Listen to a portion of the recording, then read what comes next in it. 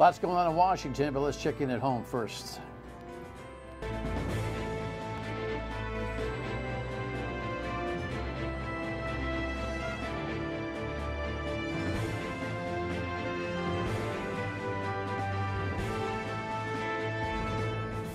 The Dan Yorke State of Mind program is brought to you in part by Lookout Rhode Island and Takeo Comfort Solutions.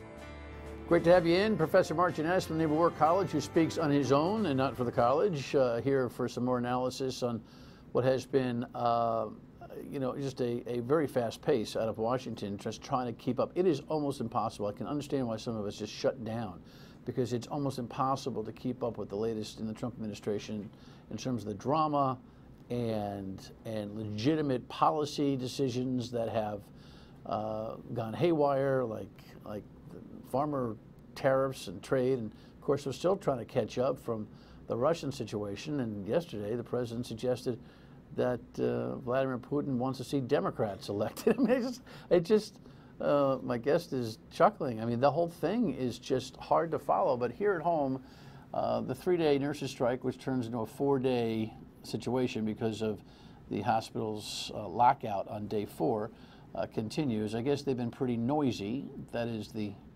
picketers, and some patients are beginning to say they're bothered by that. It's all just part of the tension. The president of Rhode Island Hospital kind of provided, I think, an alibi for why this whole thing is going on. We came up with a package they said their membership would endorse. It didn't happen. And so we're going to have to go back and talk. It'll be a period of time that we will cool off after the strike. People need to get back to kind of a normal operating situation. But we're anxious to talk with them and further those discussions. I don't understand what 3-day strikes are about, and I do understand that the hospital had a minimum deal they made with the company that provides the replacement employees for 4 days worth of work. So I understand why this week has been one of tumult and disruption over there. I'm not exactly sure what this new rhythm of 3-day walkouts is all about. I guess it's the attention that is drawn to the controversy is the most important part of the strategy. Whether or not we've got a rift inside the union between the negotiators, some of whom I'm sure are out of town and some are in town, and the rank and file is interesting. It was a huge no vote. I mean, statistically not even close. But if there's a rift inside the union, that's something for the union to deal with. And walking around in circles doesn't help, right? All right, listen, I'm not taking sides because there's a lot on both sides here. But I just think you have to be informed to take a side. You know, and I don't think we're well enough informed, and I don't think we've had enough outreach from either party with the community to kind of explain the details of the negotiation. They all want to be able to make public commentary and yell at each other, but informing us as to what's really going on with the whole thing is something that they're not very generous with. In the meantime, back to Washington, I guess we'll kind of start here, even though this is not my guest's expertise. I mean, who is an expert in this kind of stuff? The hush money is now part of the new news cycle. You know, I'm always concerned about how this stuff affects security. Here's the latest from CBS. The New York Times reports Michael Cohen, President Trump's longtime personal lawyer, secretly recorded a conversation with Mr. Trump about paying off a former Playboy model just 2 months before the election. According to the Times, the two men talked about paying Karen McDougal in order to keep her from telling her story. She alleges she had a year-long affair with Mr. Trump in 2006. So far, no evidence exists to show Cohen or Mr. Trump paid McDougal. But the National Enquirer paid her $150,000 for the exclusive rights to her story and then never published it, a practice called catch and kill. Mr. Trump is longtime friends with David Pecker, CEO of American Media, the National Enquirer's parent company. The timing of any payments made by President Trump's former lawyer are being examined to see if they violated any federal campaign finance laws. Rudy Giuliani, the president's current lawyer, told the Times the recordings are actually proof the president did nothing wrong. He says the president himself never paid McDougal, and the recordings show he had no knowledge that the National Enquirer was going to pay her either. The Times reported the recordings were seized during an FBI raid of Cohen's home, office, and hotel room earlier this year. Investigators seized more than 3 million items in the raid. And sources tell CBS News Cohen frequently recorded phone conversations, meaning more tapes with President Trump could exist. What do I ask you about this? Actually, I think that the political significance of this to the public is nominal at best. I think the media is making more of this than it actually is. There may be a violation, there may be a violation of campaign finance laws, but name me a major presidential campaign that hasn't violated some of these laws. They usually slap with a fine. So when I am concerned with Trump, I'm concerned with the Russia connection. I'm concerned with comments to Iran, with Kim Jong-un in North Korea. This seems to me rather superfluous. Yeah, I have to agree. So superfluous in the sense that it's tabloid. Yes. In nature. I don't think anybody is surprised that Donald Trump may have agreed to pay off, run with whatever strategy Michael Cohen was putting together to avoid having to, 2 months before the election, own up to these affairs. Right.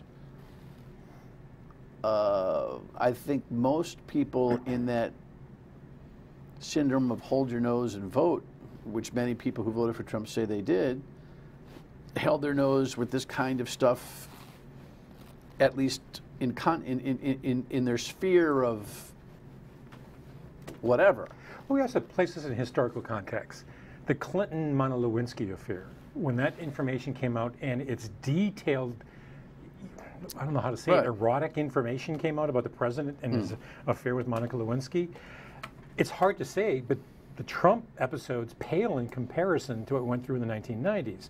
So I think Americans are generally inoculated to these sex scandals and are looking to say, okay, yeah, been there, done that. Now tell me something that I should worry about. Yeah, it's kind of weird that you say that we're inoculated to these scandals because, you know, we did have, you know, George W. is a fairly straightforward dude, you know, comes after Clinton. You know, Barack Obama, for all we know, is just a dedicated family guy. So at least we ran 2 administrations in the, I don't know, behavioral zone that people would hope and expect the president offers. But there was something about, and this is more political analysis than security stuff that we'll get to, the public seemed to be so disenchanted with Washington leadership that there was a whole set of things that they just didn't even factor into their vote, and this isn't going to move the needle at all, right? I don't think so. I mean, this is not... But what does it do? Does this story have a world stage impact?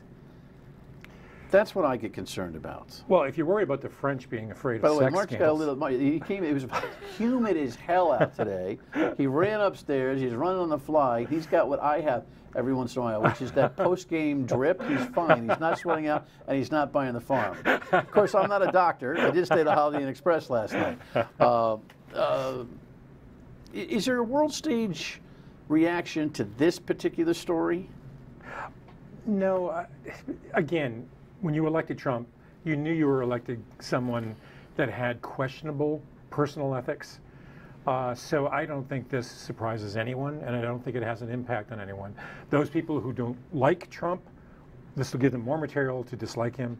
Those people who like him will say, so what? He had an affair with the Playboy bunny. Does it set the table for Michael Cohen actually having more information that would be pertinent to Mueller, the prosecution? Remember, this case, the Michael Cohen case, is in New York State Court. It's not in the Mueller wheelhouse quite yet, right? Is there, you know, this salacious material that is then a linchpin to some the material that is in fact going to be a problem, national security, Russian conversation? Who knows, right? Well, I have lots of questions about this. My first question is, how do you waive attorney-client privilege here? I mean, I know he's accused of maybe doing some unethical things, but does that waive everything that he has discussed with the Trump administration, with Donald Trump over the last 10, 15 years? How does the lawyer waive attorney? Right. I mean, I don't know how this can affect the Trump administration in any kind of legal sense. But I'm not an attorney. I'm just asking that question because I'm concerned that one of the fundamental principles about attorney-client privilege is somehow being, pushed aside here. That's the first question. The second question, which I think is more material to what you asked, is what else does he have in his tapes with Donald Trump in discussions with Russians, with finance? Well, reportedly, there are no more tapes between the two of them. There are tapes with others that give indication of something or whatever. But there's always this worry that there's nefarious business issues that Donald Trump has not admitted to when it comes to Russia. Michael Cohen would know about those things, right? I would assume he would. The question is, how far do they go into these tapes and what do they look for? Because if you have a prosecutor that's just going to look for anything, they'll always find something. If, on the other hand, you're narrowing it, even in the state courts and in the federal courts, to Russia and its impact on the American elections or any financial connections, then Trump may be on more solid ground, but I have no idea. I'm just speculating. All right, when we come back, we'll go backwards, to Helsinki and try to catch up forwards because there's been a lot of chatter. Be right back.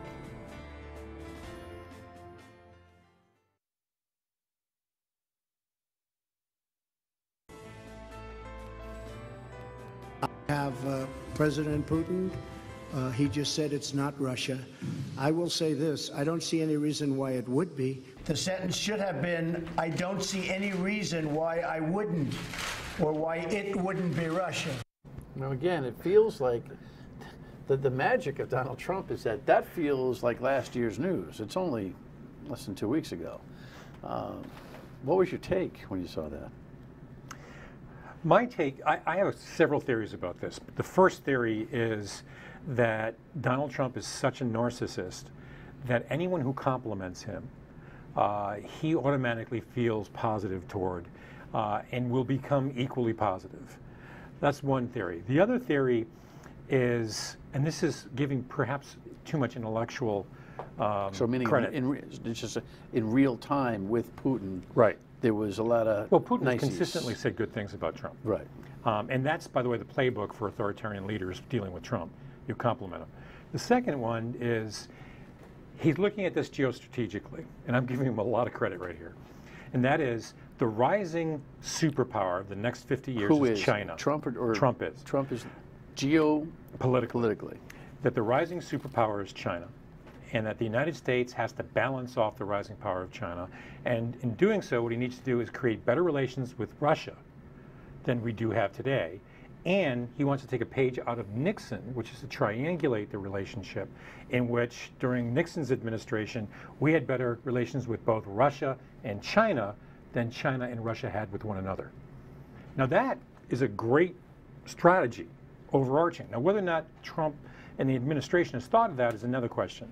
I wouldn't put it beyond Mattis or Pompeo even. The last theory is that he is somehow beholden to Putin, either financially for helping him get out of bankruptcy or for its relationship with Wikipedia. So those are the three, two of which we can survive. With WikiLeaks, you mean? Yeah, the relationship that Putin has to try to get Trump elected. Right. And therefore he went above and beyond in helping the Trump campaign win election against Hillary. Well, number two, Marc is actually going to stick around tonight and tape a second show. I've got a day off on Monday, and we're going to talk about broader issues of national security. So I'll postpone the number two theory for a longer conversation, because it would be wonderful to think that the Trump administration actually has that kind of massive geopolitical strategic view. The first theory is obvious, though, at least on a pedestrian day in, day out basis. You rub his belly, he reacts. And you saw so predictably. You would think he would be able to, you'd think by this time he would have figured it out, that he gets played and that everyone knows, but he doesn't seem to. Do you think he doesn't know or he doesn't care? I think he's a man-child. I think there's something to be said about, how do you deal with, an old uncle who's kind of a pain in the neck? Well, you're very nice to them. You compliment them, and that kind of calms them down. I know that sounds rather simplistic, but maybe in the case of Trump, he has been kowtowed to by staff for so many decades. He's been a wealthy man all of his life, and wealthy people get kowtowed. So maybe he's just used to that, and that's the only response that he can react to positively. All right, just give me your cliff notes on Helsinki in general. Do you think he was smart? Going back to some serious security questions, and we'll broaden that out later. Do you think he was smart to meet one-on-one, alone, with just translators? Well, this is not an exceptional behavior. Past presidents have done so, including Obama. So there are good reasons for heads of state to meet with just interpreters. The problem is, normally, for example, Obama met with Putin, but he also had a foreign policy aide with him. In this situation, given Trump's lack of foreign policy acumen, lack of knowledge about U.S.-Soviet relations and U.S.-Russian relations in the past, I think it was an unwise decision on his part. And given the cloud hanging over the Trump administration with regard to Russian intervention in elections, it was a politically foolish thing for him to do. What about the briefing process? I mean, it seems like the Director of National Intelligence was completely out of the loop, at least when it came to real time, and even was surprised when he found out that there's a fall scheduled Putin visit to Washington. He found out when he was live on television with Andrea Mitchell on NBC. How in heaven's name? Well, decisions happen very quickly in the Trump administration. So it is possible, and Coates and Trump do not have a really close relationship. In fact, the Senator Coates, the new director of intelligence, national intelligence, has spoken out rather critically of some of Trump's statements. Well, he was right there in Helsinki saying, "Listen, they did and are reckon with us." So I mean, but even just when it comes to national intelligence and all the things, there is no rhyme or reason, it seems, and that was really embarrassing for the administration. But again, historically, people who get it in the administration, I'm sure it was embarrassing for. Yes, but historically, presidents have a small team of inner advisors. And the Director of National Intelligence doesn't make the cut? Not necessarily. I mean, remember when Henry Kissinger was Secretary of State, Henry Kissinger basically pushed out individuals, and he had a small coterie of people that he relied on because he considered the executive branch's natural enemy. So it's not unusual for administrations to tighten their belt and have a small circle of people that they rely on. However, when you have a neophyte president that really isn't well steeped in diplomacy, and he's relying on himself to make these kinds of important decisions by whim, then that gets dangerous. All right. Iran and the president getting after each other as well. We'll talk to Marc about that next.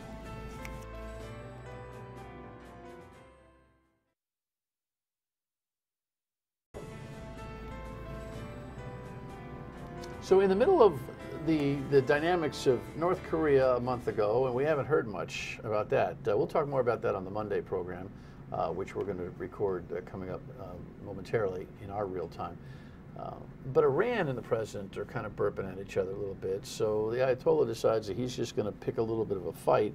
And rather than just turn the other cheek, say something, I don't know, high level, he starts tweeting out, we've got it here, you know, the likes of which you've never seen before in capital letters. You know, I kind of learned a couple of things in my time about typing and social media. It seems when you're in capitals, you're screaming at the top of your lungs. But on a serious level, you think a little bit of the art of war. This isn't the only principle. When you're strong, you act weak, and when you're weak, you scream like that. Is that an appropriate response to the Ayatollah's admittedly, you know, picking at us? Well, there's a tradition in that area in the world to speak in hyperbole. Over there. Over there. And we've always been kind of pretty chilled about that. Yes, very rarely did you get a president, speaking in that kind of an assertive tone. There were a couple of instances, but it was well warranted. The Trump administration actually behaves more like most Middle Eastern leaders in terms of its rhetoric than past American presidents. So that's one of the ironies. I don't think it creates as much tension with Arab and Persian leaders as it would if you use that language toward Westerners.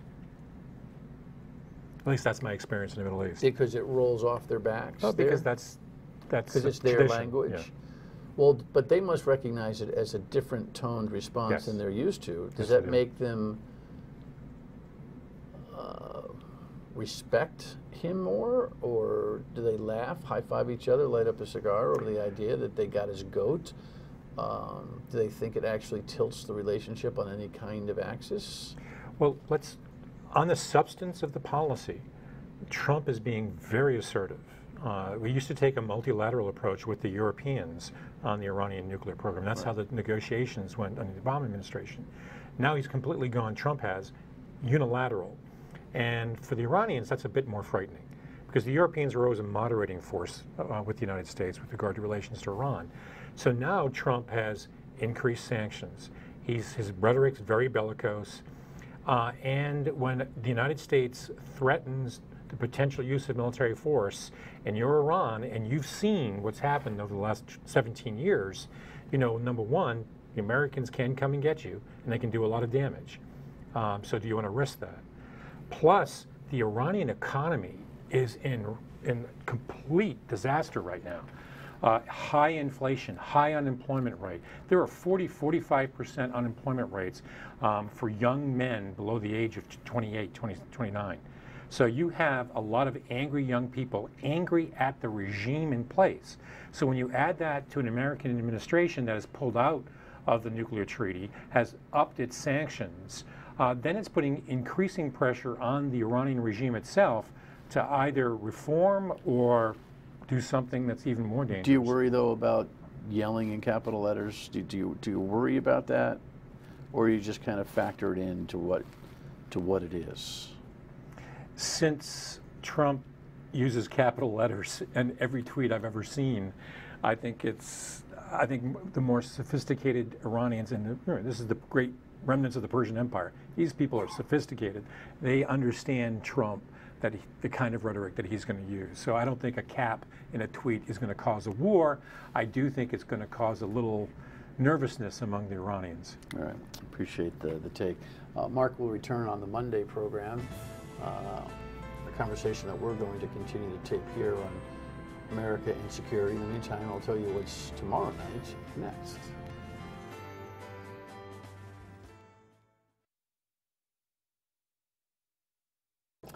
Tomorrow night, the Commissioner of Education.